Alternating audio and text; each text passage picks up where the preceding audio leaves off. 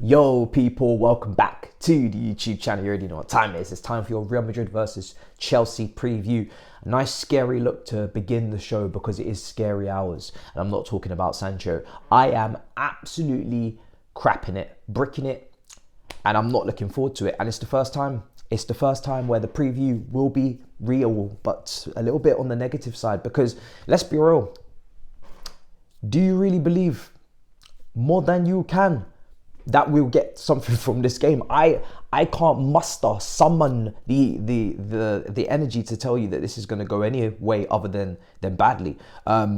I think personally this has to be a 3-5-2 or it's wraps. Like no 4-3-3. Take that nostalgia formation that you love to play in and that you love to teach and coach and walk away into the sunset, because it should not go under the lights in night at the Santiago Bernabeu if you want to survive, if you want to, even hold your head high. And, I want to leave this game with some grace and decorum, with some level of pride.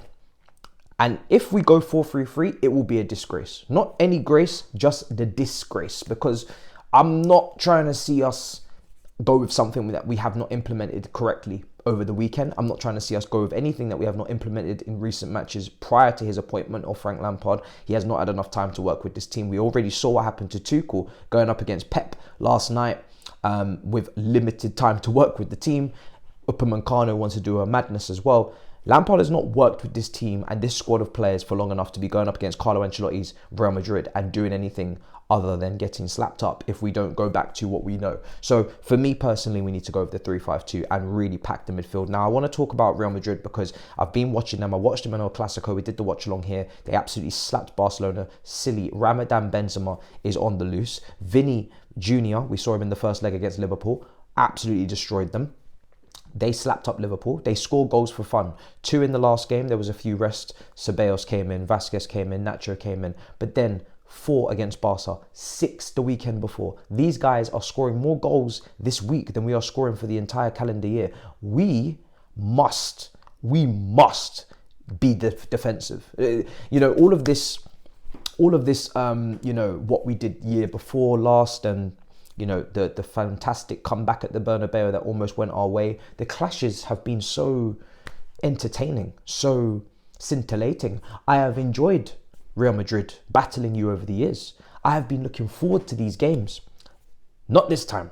This time, I am scared. This time, I am trembling.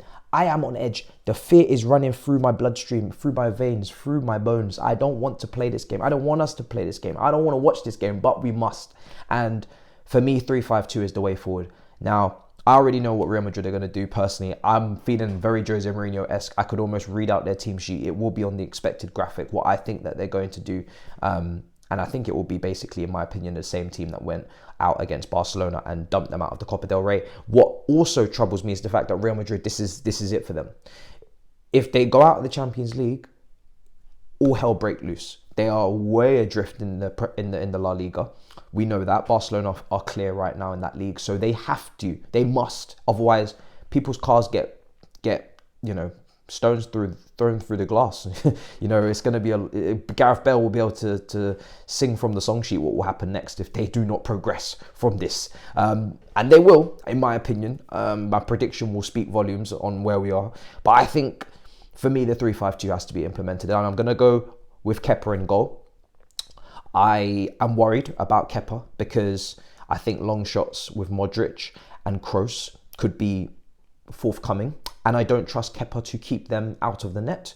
He's not the best long shot stopper, but he's the only goalkeeper that's been playing recently. He's the only one match sharp. Mendy has not seen a blade of grass, so I have no choice. My hands are absolutely tied, and hopefully Kepa's aren't, because if he does not improve his shot stopping from range, Modric will take shots from distance, and yeah, it will not be good. Now, also, I think the back three is also self-explanatory. I don't think Silva, although he is on the plane, and all of the names and all of the players that are available and boarding the plane are on the bottom of the screen. Silva is back. He is also one yellow card away from suspension. I don't think we're going to just throw Silva straight back in unless he has to come off the bench if Koulibaly is having a bit of a mare or Cucurella is having a mare. But I think Fofana, Koulibaly and Cucurella will play in the back three. Same back three from the weekend, or same defenders from the weekend. Obviously, Cucurella started at the left back position. I think Chilwell and James will play at wing back. Well, I'm not predicting. This is what I want, okay?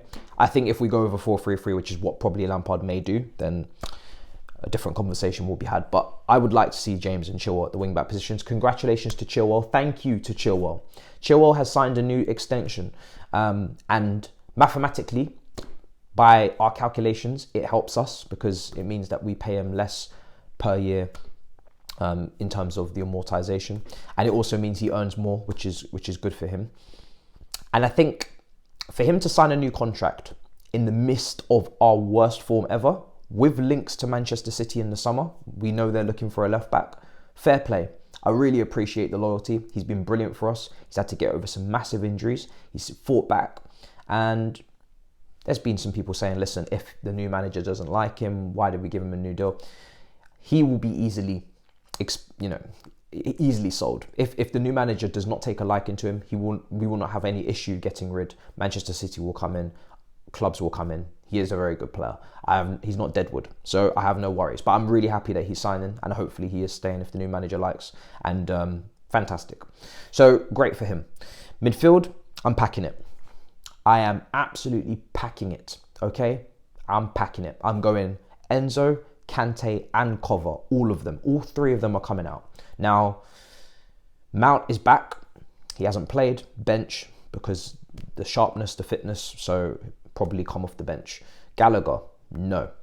Loftus-Cheek did play extremely well at right wing back under Tuchel in the return leg. Alonso on the other side, but in terms of the quality of the footballers, I'm going with Enzo, Kante, and Cover. Cover's not been himself for a while, but I'm going with him to hopefully go up against his old club.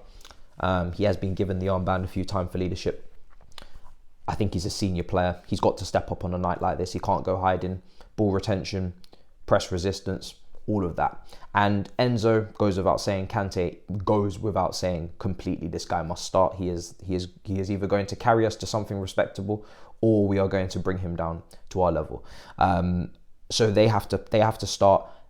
It's going to be for me a Valverde, Modric, Kroos midfield. Camavinga is going to be playing at left back. He's been brilliant there. He absolutely locked up, and I mean shackled Rafinha last week in the El Clasico.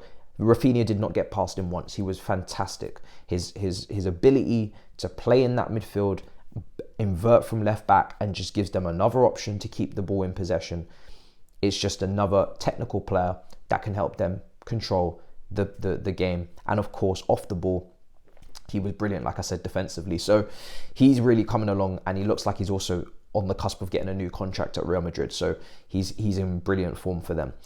Valverde, Modric, Kroos need no introduction. You know, these guys have been playing since donkey's years. Last season, Valverde was playing on the right flank in a front three. This season now, or recently at least, Rodrigo's come into that front three, and I expect him to start with Vinicius and Benzema. If Ancelotti goes with Tchouaméni from the beginning and puts Valverde to right wing, then that's one less attacker to worry about. And maybe then, you know, we can not concede as many goals. But yeah, I don't expect him to be cautious. I think he sees how poor we are, and he'll see a dog down, and you know, he'll want to finish the job, I assume. And then obviously the one weakness that I believe that Real Madrid have is Carvajal's his ability to keep up. Is he able to get through the 90? Is he going to gas out? Is he going to be slow? Is he going to get tired? He is the one player that I think we can get at and target, and that is where Mudryk comes into this. I think Mudryk and Felix as a front two. None of our attackers are in form, so agree to disagree at your heart's content. You could go Kai, you could go Sterling, you could go Pulisic. It doesn't really matter. Nobody is scoring goals. Nobody is in form. Nobody's confidence is high. Nobody. I'm going with Mudryk because I want to see the pace. I want to see why we registered him. We didn't register many others. Mudryk was registered. Expensive, big signing, playing pace on the left-hand side. He had a man of the match performance, or at least got a standing ovation at Santiago Bernabeu in the group stage. Unleash him onto Carvajal and see what happens. If he doesn't get any change out of him, then you can hook him. If he does, then fantastic.